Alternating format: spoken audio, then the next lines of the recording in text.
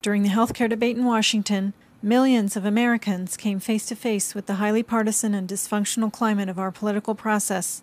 A CNN poll showed that 86% of Americans believe that government was broken but could be fixed. Independents, now 42% of the electorate, have a clear vision of how. CNN's Don Lemon asked historian and independent voting analyst Omar Ali to explain. I guess the question is, do you believe that Republicans and Democrats can work together with this as an independent? See, it's not just individuals getting together at the high levels of governors or Do you think mayors independents are included enough? Do you think there's enough there? No, there's not. In fact, there are structural limitations against independents from participating as full-fledged citizens in this country. In some ways, there's a sort of a Jim Crow against independents in this country. Our highly partisan political process must be opened up to new voices, new ideas, and new coalitions. No issue has more popularity or potency among independents than open primaries. Open primaries allow all voters, regardless of their party affiliation, the right to participate in all rounds of voting. Michael Lewis, founder of Independent Kentucky, came face to face with the prevailing attitude towards independents when he spent the day at the state capitol lobbying for an open primary bill. Lewis is only partly kidding about a fight. He wants to overturn the state's closed primary system, a system that excludes tens of thousands of independent voters from primaries. And he knows he's about to hit a nerve. What you're saying is, I don't like the way America runs its political system. Well, if you don't like it, move to another country, move to another country, move to another country. But independents are not letting partisan discrimination keep them from speaking out.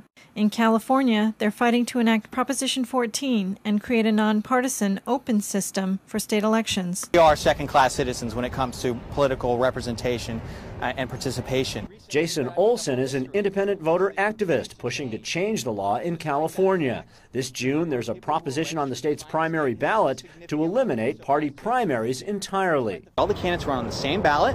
All the voters, regardless of party, vote for the best candidate, and then the top two vote getters would then go on to a runoff-style election.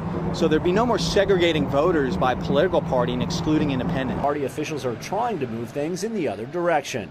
In Arizona, for example, the Republican Party is trying to close its primary, so only registered Republicans can vote. Still, Olson sees momentum moving in his direction. We have a real shot to have independents kind of crack open the doors, if you will, and start forcing some real change.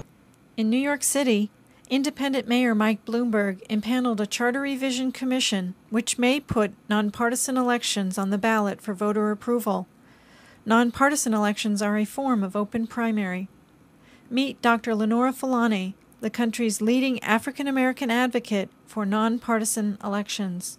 One thing you've been working towards is trying to see how independent registered voters who are registered independents will be able to vote in party primaries. It's usually not allowed in states. How do you hope to turn that around in order to more empower people? My goal as one of the founders of the Independence Party is to pass over the next 12 months nonpartisan election reform in New York City, which does away with party primaries and allows the 1 million voters in the city who are registered as independents to be able to vote in a first round, and that would take care of it.